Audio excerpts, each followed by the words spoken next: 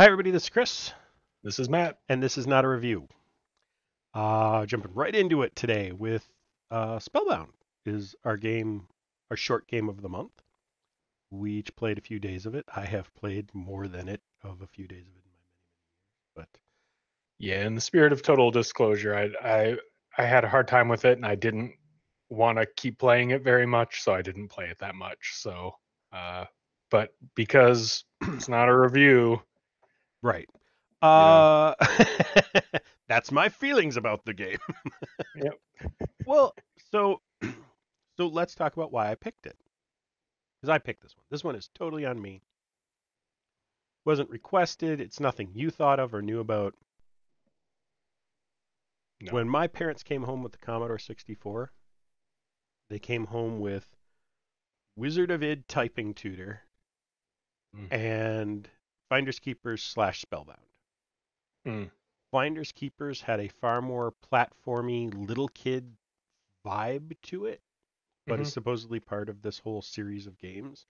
Spellbound was far more puzzle solving and challenged me and made me do things. And we'll talk about that in a little bit too. Um, but I gotta say, I wish we were playing Wizard of Id Typing Tutor because I think I trust would have me, been way more successful. you might have been more successful, but you wouldn't have had more fun. Remember BC's Quest for Tires? I That do remember was that BC. the same universe as Wizard of Id? They're like, Same artist, their same time period. yeah, Google that because for some reason those two things are intertwined in my mind. Uh, but BC Quest for Tires was a pretty good time. It was weird. That's what I liked about it. It was just so Yeah, weird. yeah. I'm trying to story gameplay. We did not take long to go down the rabbit hole here. Oh I'm no, deflecting absolutely. because I didn't play much Spellbound. Well, and We're this gonna turn is this into BC's Quest for Tires. and the kind of why I'm bringing up like this was my first game is like with Auto Duel we made the mention of if it was your only game to play, you probably had a good time with Right. That's we always talk about the limitation we put on ourselves for a month for these games. it. Hmm. Uh, and I think with something like uh, this is a slow burn game from a time when you didn't have a ton of games. And it probably worked well in that context because you can make little incremental solutions. Hmm. It would be rewarding in that way. But Well, to speed run this thing is a nightmare. there's another thing about that. Uh, I think in 1985, specifically that year it came out. Um, One of the things to remember when it came out is this came out from a company called Mastertronic, and they specialized in budget titles. This game came out, it was £3 when other games were obviously more like 30 or 40 or more expensive. Yeah. This game was cheap. It was meant to be cheap. It was meant to be a little something you could get and play and have some fun with. It wasn't meant to be a full blown game. And when you look at it with that lens, this is an amazing game. It really delivers a lot of things. It gives you plenty of, replay to as you figure things out, plenty of Hmm. things to solve and do. I need to get it started over here. Yeah, let's get it going. Um, It's definitely like nothing else that I can think of. Uh, so I'll give it credit for that. Like it's creative and um, you can kind of see a little bit LucasArts in there, maybe, with with the menu. the menu system where you like it had the letters for you to be able to do all this stuff. Like you could do it with the keyboard, but I played this with the joystick, and that usually as a kid was fine. Um, Yeah. but I also played it on Commodore. Like it originally came out for the ZX Spectrum and the Amstrad, and this is one of those cases where I think I said during the Lords of Midnight interview, like, you show me the color scheme or the sprites for something, and I can Mhm. tell you its original system. This I would not Totally. have lost a bet on this one. Um, this Yeah. one is very obviously from that cut of that cloth. I really liked the way it looks. Like everything's kind of big. It's kind Mm-hmm. of cartoonish and transparent, but okay. Uh, I visually I liked it, and that added to kind of the weirdness Mm-hmm. too, because it doesn't look. It's not really tile based. It's an interesting game visually. Well, and it's funny that you're like, I like it visually because it reminded me as I was sitting here making notes and doing everything about it. It reminded me of when we first started doing the show, and we'd be like, we love this game, and then we'd dog on it the whole thing, or we hated this game, and then we'd apologize for it for the rest of the Yeah, episode. I got a feeling this is a game we're gonna say we don't like, and then spend the rest of the episode talking about what we liked about it because the graphics are fun. hmm The interface is interesting and unique. The right. music is. I'm gonna have us be quiet here for a second The and music. Yep. let the music go.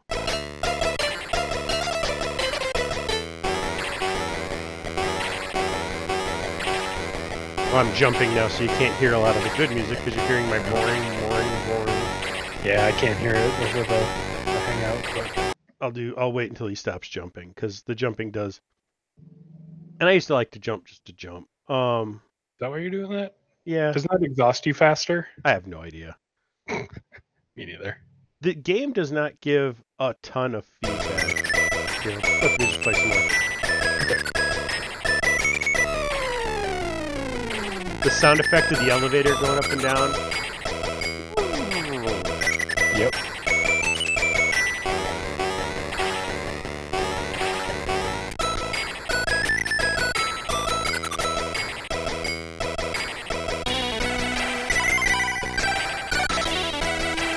Yeah, I just love that music.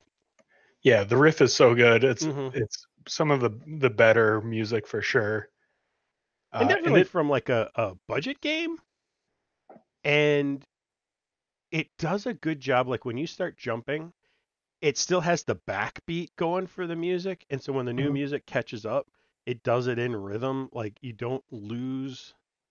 You know what I mean? Like Yeah. you're losing some of your audio track to play the sound effects because you only had so many things and the budget title and they weren't gonna get too fancy with that. But even that was done well. I'm impressed for a budget title what they managed to pull off. Yeah. Yeah, the first thing that struck me about this game was the menu system. Hmm. Uh and it's weird, but it's like and I was annoyed by it because it's so many steps and then you have to confirm every command. But then when you start playing it with a joystick, it totally makes sense because you only have one button and there's no backup Yep. to the previous menu. So I'll give it a pass on the interface, but you spend so much time in that interface. It's just It's a menu puzzle game with like an action game draped over top of it to like I'm action, but you're not. You're a puzzle yeah. game. Sorry.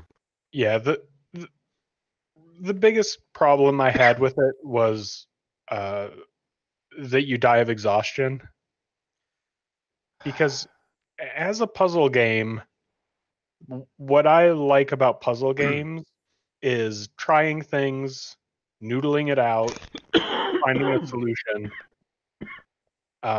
And when you die, seemingly at random, because apparently we don't get the bar that shows you.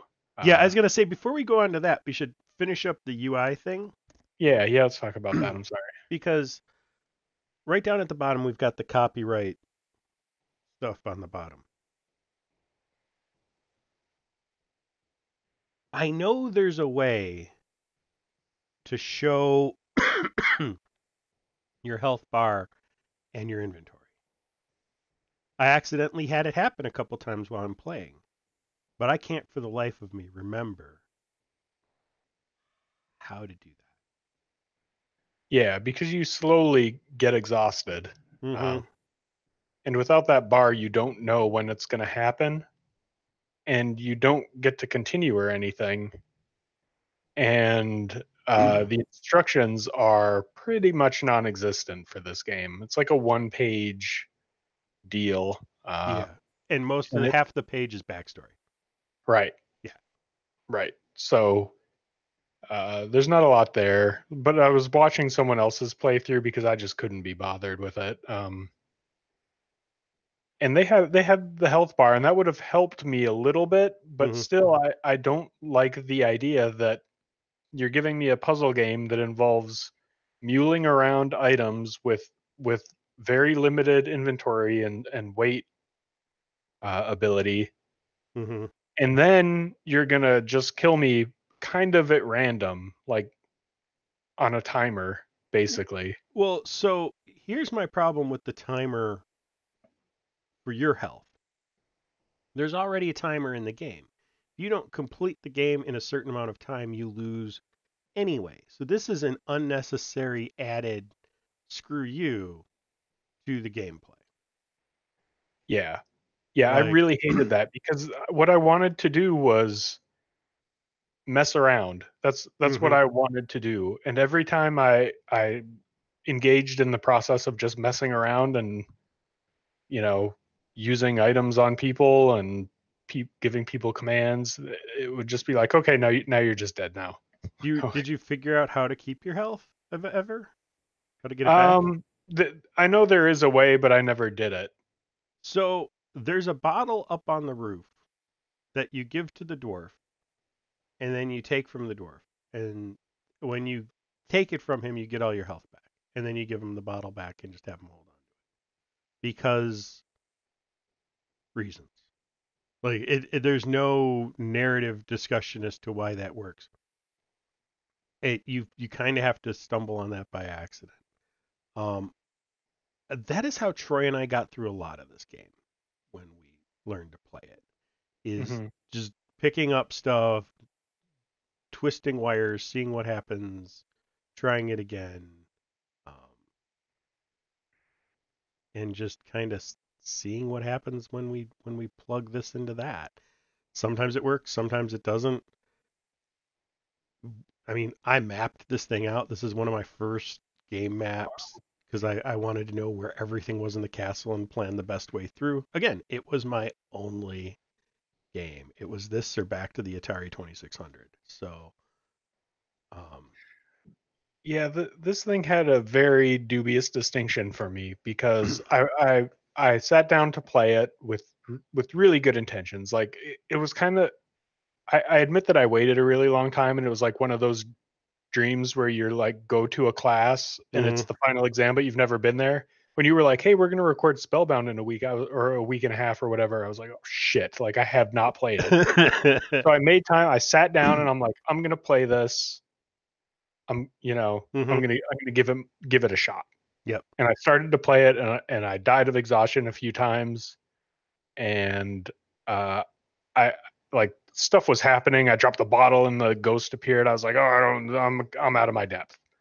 So then I was like, "I'm gonna use a walkthrough." Haha! And then I used the walkthrough, and it didn't get any better. Like I was still just as annoyed. And then today I was like, "I'm gonna watch someone else play this because uh, if I can enjoy it on my own, and I can't even enjoy it with a walkthrough, I don't have it in me to do That it." walkthrough, and I'm sure we found the same one because I've only found one, is bad. It's not a good walkthrough. It doesn't give real helpful tips like uh, take the teleporter pad and put it in the elevator. Right. That's super handy in this game.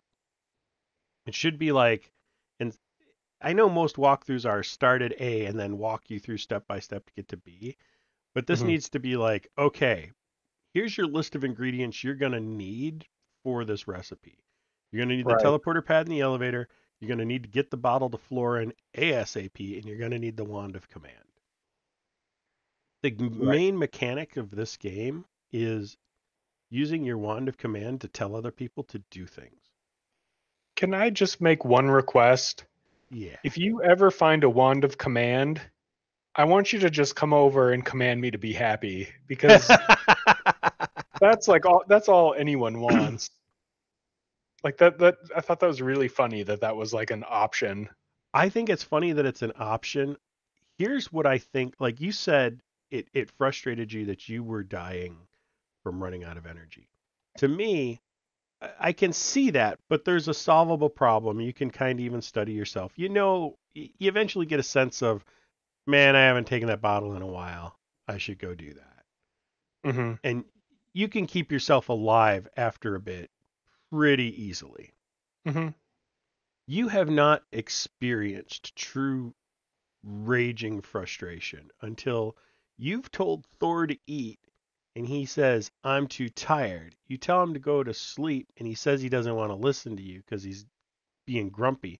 You tell him to be happy and he's too hungry to be happy. So he starves to death because he's too stupid to eat. You have to tell everyone to eat and drink. You have to tell everyone to be happy and you have to tell them, I was going to say you have to tell them when to go to sleep, but no, these fuckers will go to sleep on their own. So when you need to summon them with the elf horn to get Mm-hmm. them in the room you need them to be in to do the puzzle, Mm-hmm. it'll be like, Thor is asleep. And you're like, okay. So I got to go find him and wake him up, losing time and energy looking for him. Right. Then get Meanwhile, back. he's getting hungry and angry, and so is everyone else. It's like we're supposed to all be on the same team here, guys. You Right. want to go home, you need to listen to me.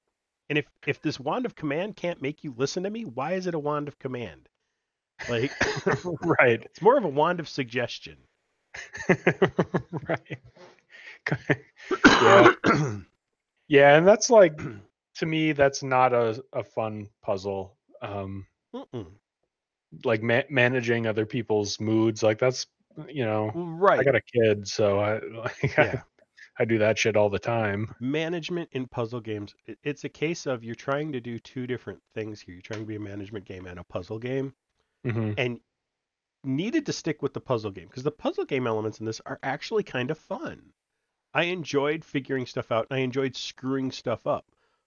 There's a spell called Candlus Illuminus or something like that. Hmm. And you need the shield and the candle and to be on the roof, I think is what it was. If you don't have the shield, you can cast the spell, but basically the candle explodes and you need the shield to block yourself from the exploding candle or you die. So it's got a little Sierra puzzle logic in it. Hmm. Um, and I don't totally mind that in a game that's normally plays this quickly. Well, yeah, And once you figure it out, oh yeah, I need this other thing, or I need to figure this little bit out. yeah. But It's. Go ahead. I'm sorry. no, go you go. I was gonna say the another thing about the interface that was really weird too is that there's so many different facets to it. Like you can take things from the floor, Hmm. you can take things from people, Hmm.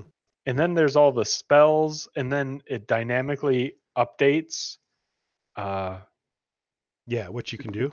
it's really I thought that was a strange interface, and like the first time you pick up the horn and you suddenly have blow something on your menu, Hmm. you're like, is that a puzzle? Like, of course I'm gonna blow the horn. Right. Well, it's not so much a puzzle, but I think it definitely helps be like a hint and a suggestion. If blow something was always there when you pick up the horn, you might not. You know what I mean? It Yeah. seems obvious, but sometimes you pick up something, like if you pick up the red herring, it'll offer you to read something. Hmm. Well, it's a fish. You wouldn't necessarily think to read it. So there's clues within the prompts of there. This is kind of like you were talking about Alone in the Dark, where your death thing is a clue, the menu Hmm. thing is a clue. The menu Right. thing is giving you clues towards what you should be doing and how you should be doing it. Yeah.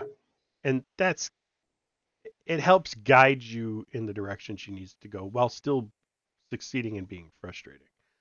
Um, when I was playing this as a kid, Troy and I would get stuck for weeks sometimes on like Hmm. we don't know what the next puzzle even is.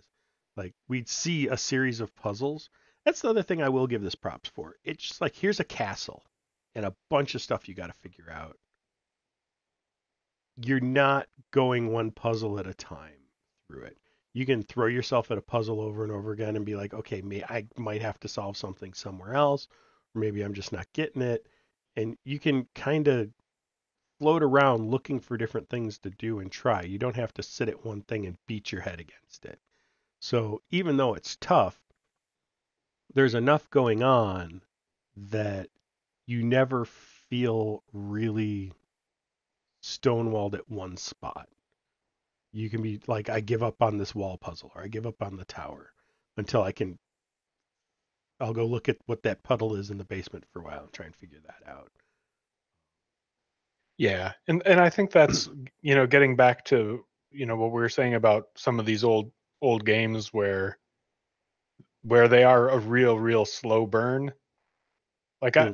I think if you sent me back, to being 9 years old and you gave me this and you like put me on summer vacation, I think I would like it. Like Yes. I think I would really enjoy it, and like I would do what you and Troy did Hmm. and talk about it with my friends, and we would mess Compare around, and I think that notes. Yeah. that would be an experience. That But you could that never have experience, again. Yeah. right? It doesn't hold up. And you can't have today because I can go on Steam. Like this was $2.99 back in the day, a budget title. I can go on Steam right now, get a ton of free games or a bunch of games for that or less. Right, The moment I'm frustrated with a game, I no longer need to play it. right. And I think that's almost worth a topic in itself. Like, um, there was another round of like Twitter, YouTube gossip, rabble. Should Sure. hard games have easy modes? Should something like Dark Souls or Sakura Shadows Die Twice or something like that that's meant to be a hard game, should it have an easy mode? Um, yes, is my opinion. Like, don't not have the hard mode, but why alienate a group of people? The you're not gonna get if you beat a game on easy mode, no one's gonna think, oh, you're an awesome gamer. And that person's not gonna feel like, oh, I'm the best gamer there is out there. If you want a game to challenge yourself and it has a hard mode, enjoy the hard mode. The ability to turn on like the auto drive so that Calvin can play Mario Kart with us Hmm. is great. It lets my little kid have access to something that he wouldn't have access to. But what really threw me about it is like people are talking about like this is some new concept or it's been dumbing down uh gaming recently. And that made me think of Pool of Radiance and Quick Combat. Hmm. You can Yeah. essentially never actually do a combat. And if you go back even to Wizard's Crown, which is part of what Pool of Radiance was based on, it's not even quick combat. It's would you like to auto run combat? And it tells you the results at the end. You don't even see it. It's just Yeah. like this many people died. This is how hurt your guys got. You don't have to do combat. You can play the game. You can play this role playing game completely without combat. And no one complained about that. It's considered a Right. feature. It was nice. Yeah. Yeah. I think I've been reading this this book about user story mapping for work, Mm-hmm, where you take like you have this functionality that you need your program to do, and you kind of translate it into what a person experiences. mm-hmm, And it's really made me think about the connection between like how we feel and computers, because those things seem so different. But really, like, the human side of computing is that we want to feel something. Yeah. So if you, I can see the difficulty argument going both ways. Like, if you want someone like with Dark Souls, you want someone to feel that frustration because that's what Dark Souls is delivering, Right. right? So I can see it in that way, thinking you're missing out if you play easy mode Dark Souls. But on the other hand, you people want to be happy and like Well, enjoy themselves. It's like but it, Dark it Souls, I mean, so Dark Souls, I know we're way off the track here. Dark Souls, part of the experience is the difficulty, is the, ball kicking, get good, back breaking, difficulty of learning to play the game and dealing with all the stuff that's put at you. And some of it's the lore.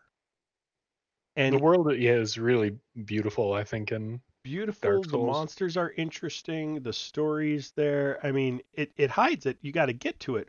But that's also part of my point is letting, taking part of it down means people have access to the other part. Right. You're costing them one for the other. You're like, aha, you're going to get this, but really what's going to happen is if you keep it out of their reach, they don't get either. Right. So, yeah. And to presume that you know the emotional experience that people should have, like that your experience is like that feeling of being frustrated and then like just making it back to the bonfire and all that stuff. uh to presume that everyone needs to have that experience, I think Or what it is not takes for you to the be answer. frustrated. Right. Right. What it takes for you to be frustrated. We're incredibly frustrated with AutoDuel. Our comment section has let us know other people are Sorry, guys. not. Yeah. Okay. um You said you'd rather have id typing tutor than Spellbound. Would you rather have AutoDuel than Spellbound? no, I think I'd rather have Spellbound. And I wish I could have the experience of playing this in the way that you and Yeah. Troy did. Did you talk to Troy when you started playing this? I actually I asked him last night, like, hey, we're talking about that game we first played back in, 8th grade. You got any comments you want to add? It was fun, but fuck Spellbound is the Yep. Yeah. You can't go back on some of these things. And that's not to say it doesn't hold up, because I think it does, like, kind of hold up. It's just that the experience, the yeah, time didn't hold up because it's just like different now. it's different now. It's not something you would need a type of social interaction that I don't think exists anymore in the same way with the internet and walkthroughs. I mean, a small band of friends getting together to try and beat something is Hmm. not something I I've seen any kids doing. Granted, I don't watch a lot of kids, but like I see them just we go online, we watch a video, we watch someone else do it, and then we go do that. It's Hmm. you know, which is another one of my arguments against like difficulty in Spellbound. It's like, yeah, or not Spellbound, Dark Souls. Like, Hmm. yeah, but you didn't figure it out, did you? There, Hotshot. You went online, Right. watched someone do it, and learned how to do it, and then practiced what they did. That's not you, Right. not 100%. So And it's not to be curmudgeonly either. Like, no, that's a fine, if that's what you enjoy. Like, go, go nuts. That's yeah, yeah, go do it. But you're right that this experience of being stuck and helpless, and like and getting there out of it. is, yeah, that's a good, like, it's good to be stuck. I Right. think it's really a positive thing that people view as negative. But the kind of stuckness that this game uh, evokes Hmm. is just like it's not a thing really anymore. No. Well, and I think it was a TED talk, and I think I've sent this to you. It was on the definition of fun. and how to define fun. And ever since I've heard this, this has been my new definition for fun. And with it, it's explained games like this. And it's treating something with more seriousness than it deserves. Hmm. If come into this and you sit down and you make the map and you work at the puzzles and you really struggle at it and this is a bunch of bleeps and bloops and key presses to try and make what looks like a knight bounce around a castle and make Thor go home. I Hmm. mean, that does not deserve any sort of seriousness associated with it. Golf is a guy taking a stick, hitting a ball, and walking after it. The act of keeping score, treating that hitting with seriousness and distances and angles and how well did you get it to that hole? Hmm. Giving it that seriousness is what makes it fun. There's Yeah, also just the lighthearted fun definition of it's colorful, it's bright, it's bouncy, it's meant to make you feel lighthearted. Can also be fun, but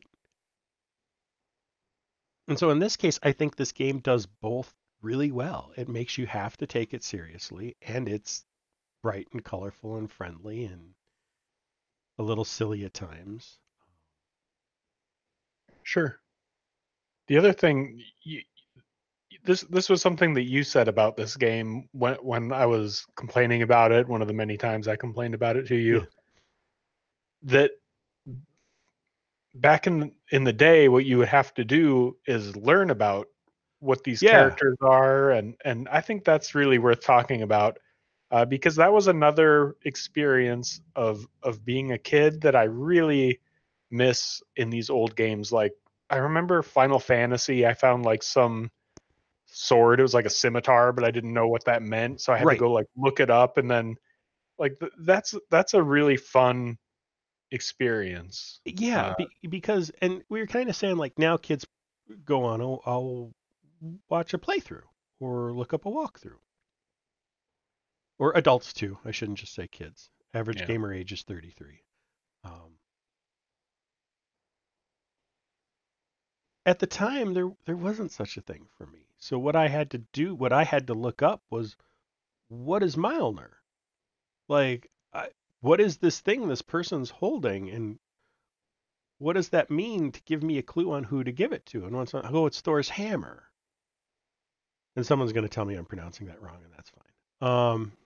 No one's watched this far. No one's watched this far. We're 30 minutes in. They don't care anymore. They tuned out when I started talking about user story mapping. No, they tuned out when we started talking about Dark Souls. Yeah, Um, probably. That's okay. probably. Um, but yeah, having to look that up and I learned so much. I learned about spelling and a bunch of stuff from games back in the day, and I just don't think that's something that happens anymore. And it's not being curmudgeony when I talk about it. It's being nostalgic and wishing there was something that gave that experience again. It's kind of like going off the subject again. It's kind of like video stores. I miss going Friday night to pick out a video to watch for the weekend. I don't Yep. miss video stores. I don't want them back. I'm not asking they come back, but I do miss that experience. Um, I'll And you take know my what? Netflix all day. Yeah, right. You know. But do you know what was different about all these things is that we had so much less choice, Mm-hmm. so that we had to be more like if you rented a shitty movie at the video store, like it was yours till the next day. You were Like watching that's a it, yeah. very different experience. Mm, Uh, and playing like Spellbound, a very different experience. yeah. You had less choice, and so you were more invested in your Mm-hmm. choices. And I think that uh, that's something that we've lost. I don't know if it's overall positive or overall negative, but Right. it's different. Well, and like some of that's a function of time because you're just getting more and more good stuff. So why would you play this when I can point you at any LucasArts puzzle game? You want a puzzle game?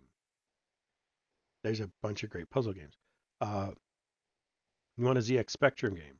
Lords of Midnight. Right. One of those games. Man, we got really philosophical. We did in this one. Well, this Yeah. this is a big.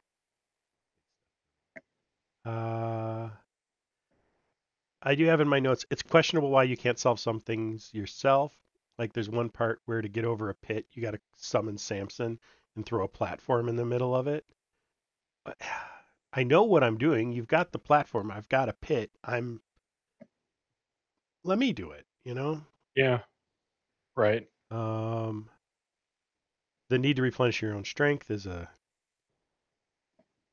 pain in the butt because you already have a timer on this whole thing. Almost forgot. See, this is why I have notes. So we talked about the frustration of dying yourself when there's already a timer. Why have a short timer when there's already a decent length timer? The frustration of telling Thor to eat when he's too tired to eat, telling him to sleep, but he's too hungry to go to sleep. Troy and I got so good at this game that we could blow through most of the puzzles. It's a 48-hour time limit, and we'd have most of them done in 8 hours with 40 hours to figure out how to cast the final spell and free the guy. And we never figured out how to cast that final spell. And it turns out, it doesn't tell you anywhere, but the spell's on a time lock, and you need to be at 36 hours or less to cast the spell. I never beat the game because I was too good at the game. Is that 36 hours of real time or game time? Game time. Right. And that is a weird focus they put on this game. Yeah. Because it's always talking about how long it's going to take. Uh-huh. And I get it with the story and everything, but it's strange. And then to cap it on both ends, so you've got that Yeah. You that can't go window too where you can, fast and you can't go too slow. yeah. Just the pacing in this thing is really a mess. Mm-hmm. Yeah, Thor does not want to be summoned. Why not, Thor? Do you want to Join go us. home? Are you too good for your home? At your Thor. home. But yeah, throw everything. Here's what you do. You throw everything in the elevator. You get all the people in the elevator, and then you just sort it out. Yeah. Basically. Tell them all to go sleep. Wake them up every so often. Go. Don't forget to eat. Eat your food. Yep. It's like having a 4-year-old. It's like having Yeah. 8 4-year-olds walking around. Eat. Eat. Why do you not eat? Eat. Food, Be shelter, happy. clothing. I have so few things you need to do. Right. You don't want to do any of them. All right. Do we have anything else we want to say about this? No, I had a total of 6 notes, and the first one is music is great, and the second one is the interface is weird but makes sense. So that's the level I was working on here. Well, and Uh, I knew we'd get a little philosophical because it's super nostalgic for me. yeah. Right.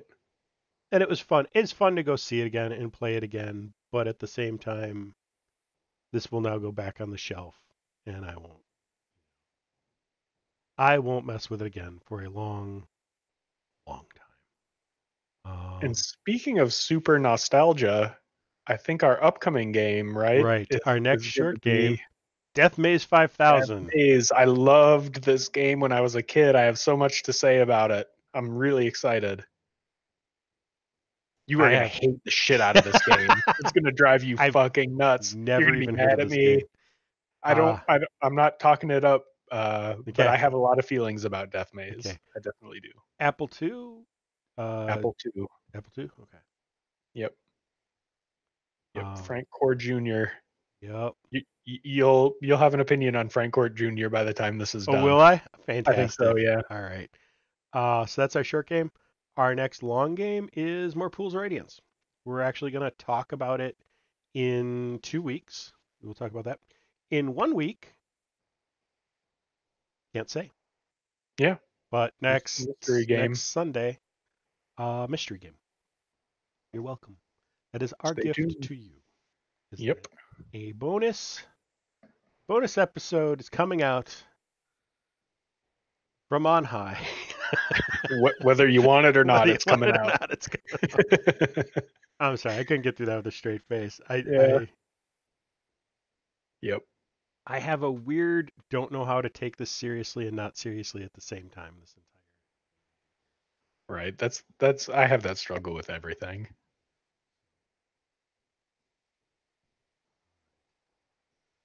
All right, so on that note, that's our last two games. Don't have much else, so talk to everybody later. Bye. Bye.